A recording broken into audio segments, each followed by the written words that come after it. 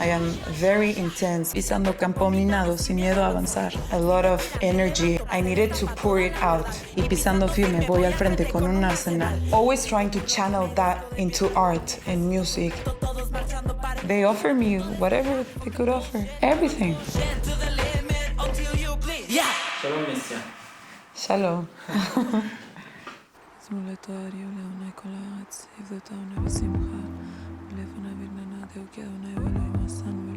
I was born in Mexico City. I had a busy life there. I was not comfortable in school.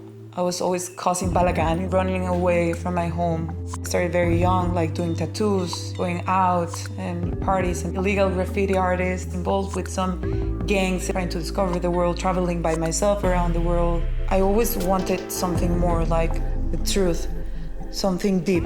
I always looked for something deep and real. On the other side, I was just doing things that didn't make sense. So I felt that I was constantly in a battle with myself.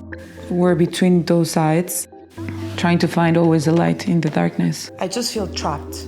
Wanted to come out from that place, and it was desperate. Music was my way to communicate. I always worked with characters. Alter egos, an alter ego. Last album I worked with a character. She was a soul that came down into a body, and she was trying to be herself and to shine her light. But the place where she was didn't let her be her true self.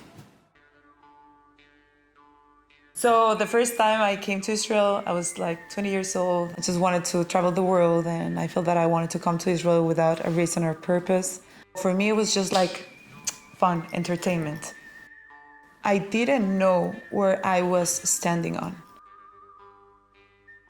One night I had a dream, darkness around me, but a beautiful darkness. It was quiet. In front of me, I see Hebrew letters, and they are shining light. I didn't know Hebrew letters. I didn't have contact with Hebrew letters before. In my dream, I just knew. So the next day, I remember kind of the sound that I was trying to say in my dream, and I looked for it, and it appeared like Yud K, Vav K, and I said, okay, that's so weird, where does this come from? That moment of my life I was having a hard time, everything.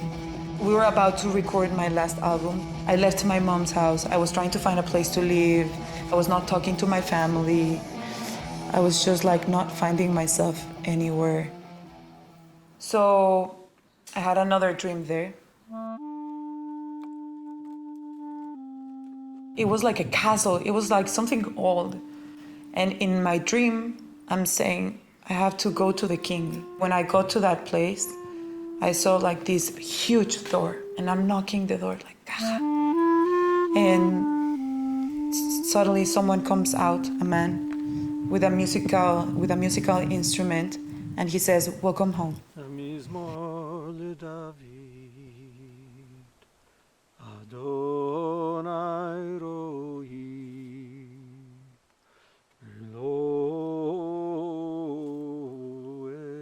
I had a teacher. She converted to Judaism. I called my teacher and I said, I had this dream. And she was like, that's David HaMelech. And I was like, who's David HaMelech? She gives me a small book. And I said, what is this? And she says, this is Teilim. If you want to get out from the place you are right now, you have to pray. And I say, pray? I don't pray. To who am I going to pray? Months later, she says there's going to be a trip to Israel, and it's going to be for non-Jewish people. And when I was just listening about what the trip was going to be like, I felt it, and I said, wow, I think I need to go. I think I need to go to Israel. One of my producers, the day I was leaving, he calls me and he says, I have the feeling that you're not going to come back. And I was like, why are they saying this? They saw what I didn't want to see.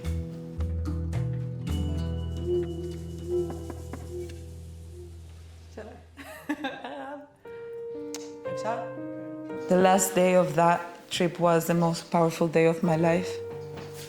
They took us to a beautiful place here in the Judean hills for a concert.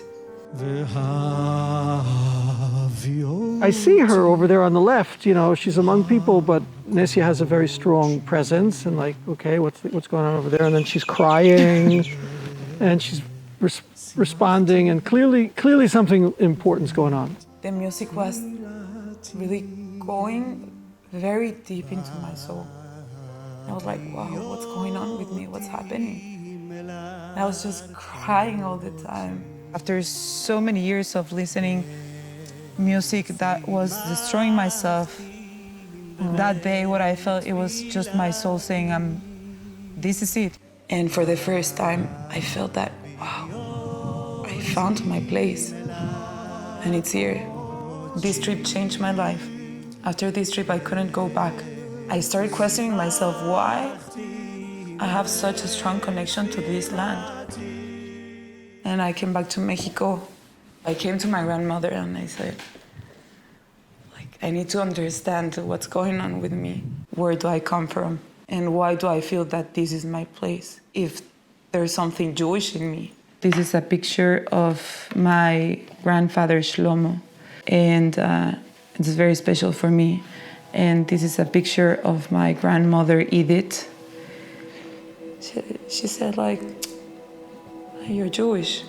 The mother of my grandmother, she converted to Judaism before she got married. And then my grandmother, Edith, was born. My mom raised me completely different. I didn't know about my Jewish roots. And I said, okay, so I can go back to Israel. Yeah. So I needed to find papers. Of course, when I started my process, where's the conversion paper of your great-grandmother 100 years ago? Of course, nowhere.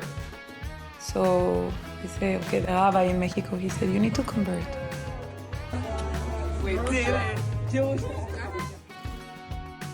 So finally, I got myself a ticket, one-way ticket to Israel.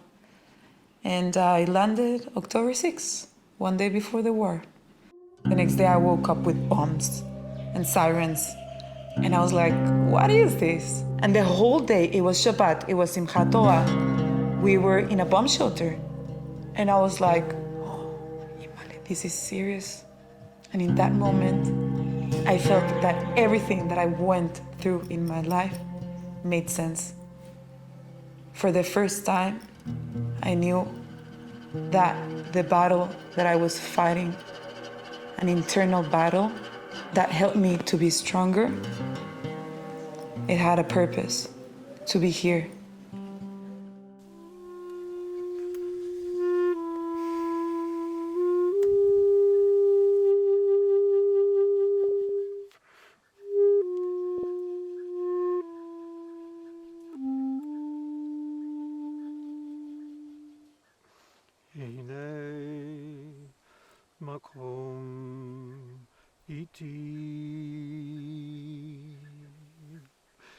I'm free. I'm just free. You could listen to the music.